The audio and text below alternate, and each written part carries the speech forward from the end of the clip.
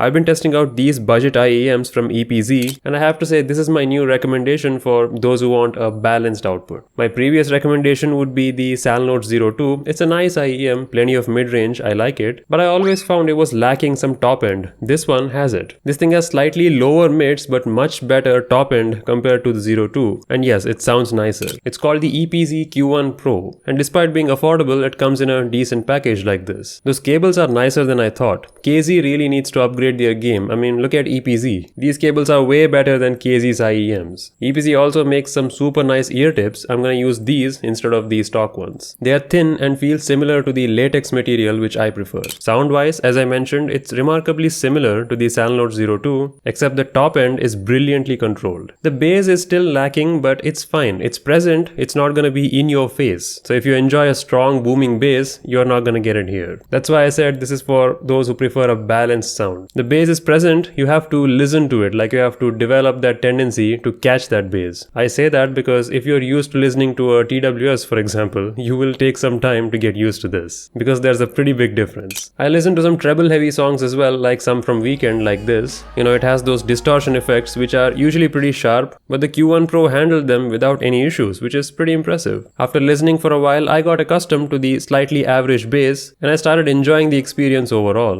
The price for this seems to be varying quite a lot. I mean, their own official site lists them for way too much for some reason, but I found a much cheaper listing, so I'll link it down below. So if you enjoy listening to human vocals and don't care about bass too much and you want nice treble, these are a fine choice. These are better than the Salnotes Zero 2. Much better actually. I'm going to be testing out a bunch more IEMs soon, so stay tuned.